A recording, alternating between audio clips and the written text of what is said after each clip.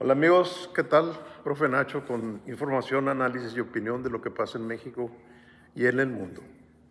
Pues empezaré con Estados Unidos, ya que en redes sociales y en televisión, prensa, radio, etcétera, pues se habla de estos primeros 100 días como una medición comparable con los 100 días de otros presidentes, inclusive del mismo Reinaldo Trump, que fue presidente hace 4 años. Entonces, la situación no le es muy favorable. Él dio un discurso anoche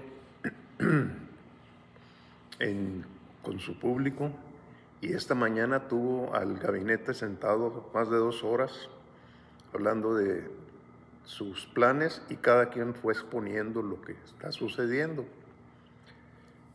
En las estadísticas que se llevan también de la gente que apoya y la gente que no apoya al presidente, le está yendo muy mal porque ha venido bajando desde el 20 de enero a la fecha, que tiene menos del 43% a favor, 57% en contra.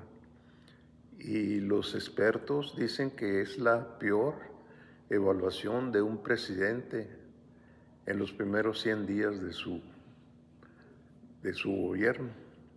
Y esta mañana Donaldo dijo que eran los mejores 100 días que cualquier presidente había tenido. O sea, engaña a la gente y se engaña él mismo. Entonces, yo no entiendo cómo los funcionarios de su gabinete estén totalmente de acuerdo con él o a gusto o algo, porque es difícil trabajar con una persona así. Ya ven, Jay Pence, que sufrió los 4 años del primer periodo, hoy es un comentarista y editorialista en el New York Times y en otros medios en contra de Donald Trump. Entonces, aquí pues es difícil que J.D. Vance, el vicepresidente, o Marco Rubio se le vayan a poner en contra, pero ya son muchos más los republicanos que no están aceptando sus formas de hacer negocios con el mundo, especialmente en los aranceles. Lo único que le reconocen es que la entrada de ilegales disminuyó drásticamente. Pues mandó al ejército a las fronteras más asediadas que estaban en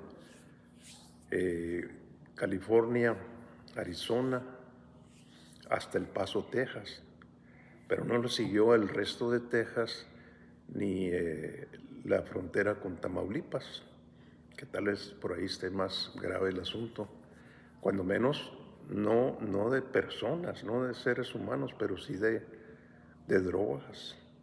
Por ahí es donde pasaba el huachicol, donde enviaban petróleo de Pemex, creo que de ahí mismo, de la nueva refinería de Tres Bocas, y pasaba a Estados Unidos, y en el estado de Texas lo refinaban. Hay muchas refinerías en Texas, y luego regresaba en pipas como combustible, con papeles y todo, a México, y se le vendía a los gasolineros huachicoleros.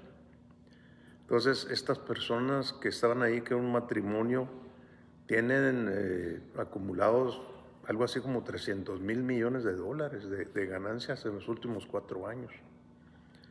Y fíjense que nadie tomaba en cuenta que esto podía pasar, porque el huachicoleo estaba más centrado en México. Y Pemex empezó a usar una sustancia, un aditivo que echa a perder el combustible cuando va por las tuberías, para que no lo puedan usar los huachicoleros, porque va a algunos lugares donde se les hace todavía otro tratamiento. Pero en fin, el huachicoleo americano salió peor que el mexicano, teniendo más ganancias, y pues por supuesto los cómplices que tuvieron esta pareja, ¿verdad? Que tiene una mansión de 9 millones de dólares, que la hizo en poco tiempo. Ahora, resultó que la Corte de Estados Unidos le dio un amparo a los huachicoleros gringos. Ese nomás, allá también se cuecen habas. Y pues eso está pues retrasando o deteniendo la situación del movimiento penal que hubiera contra estas personas por contrabando y por robo. Entonces va a seguir ahí la investigación y pues a ver qué pasa, ¿verdad? Vamos a estar pendientes. Por otro lado, parece que ya Zelensky por fin se rindió, pero no está dispuesto todavía a conceder los territorios que Rusia invadió, empezando desde Crimea, que eso fue hace muchos años. Y tampoco está de acuerdo con que el cese al fuego que se puso de parte de Rusia no se cumplió, entonces él también está mandando misiles y drones a Rusia. Pues es una rendición incómoda para Zelensky y creo que lo que está forzando a Estados Unidos es que quiere las tierras raras. Y anunció Trump que este mismo día se iba a firmar el convenio de explotación de tierras raras concedidas y concesionadas a Estados Unidos. Eso, al final, así se puso la guerra. Pero Rusia también está interesado en esas tierras raras y en más concesiones. Dice Trump, dice él, que en el funeral del Papa Francisco tuvieron una pequeña reunión Zelensky y Trump y que Zelensky le pidió más armas, dice Trump. O sea que si es cierto, pues Zelensky no tiene intención de terminar la guerra, aunque el mundo esté pidiéndole a los dos países que ya basta de guerra, ¿verdad? Vamos a estar pendientes con eso. Y por otro lado, en México, el pleito por ser parte del Poder Judicial, de ser ministro, juez, ser parte pues de ahí de la cofradía que está ahorita, está muy intensa. El INE le negó la candidatura a César Gutiérrez. Es un abogado penalista especializado también en derecho militar. Su papá, estuvo en el gabinete. ¿Qué gabinete fue? Fue hace muchos años.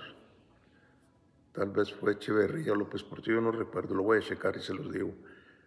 Pero Gutiérrez Rebollar, su papá, ha sido maltratado durante mucho tiempo y con rumores y cosas que le hicieron porque llegó a conocer la miseria de la cofradía militar.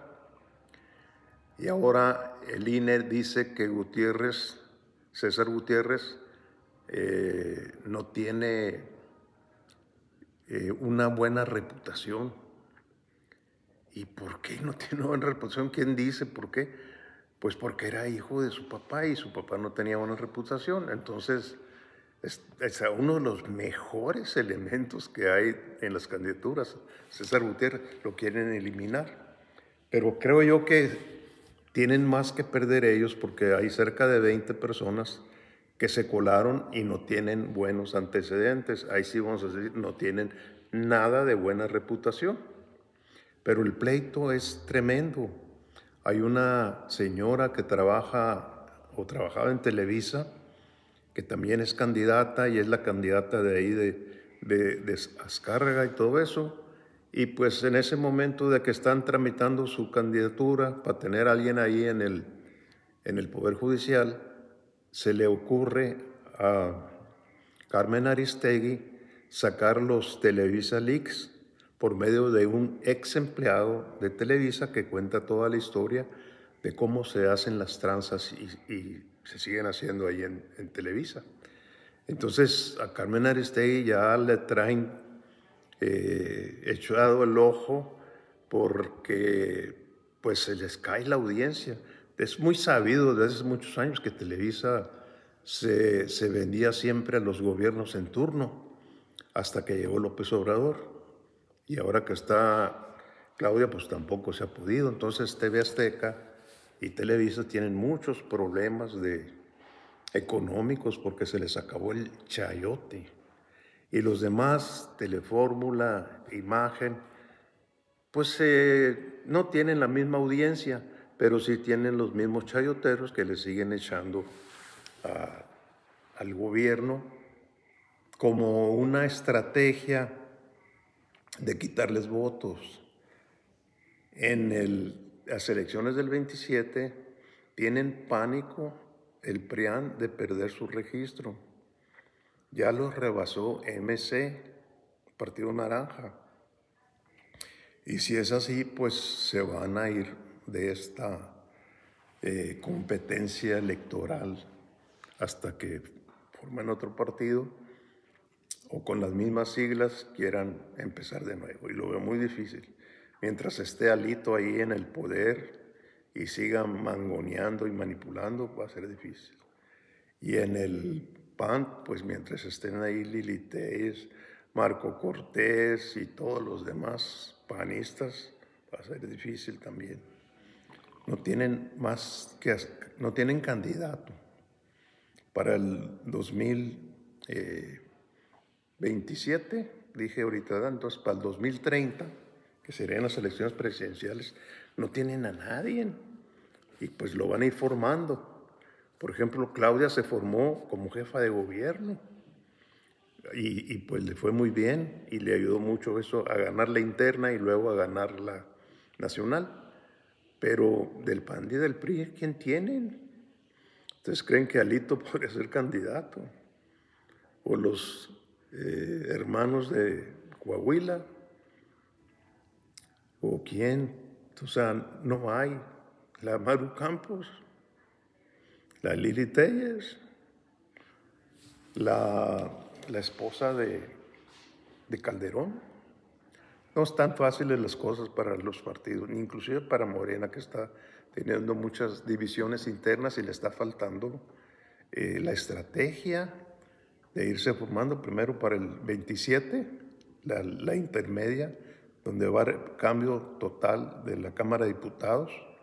Algunas alcaldías y algunos estados también van a tener elección, y la presidencial, que sería en el 2030. Amigos, espero que les haya dejado la inquietud de la investigación y la información. Saludos.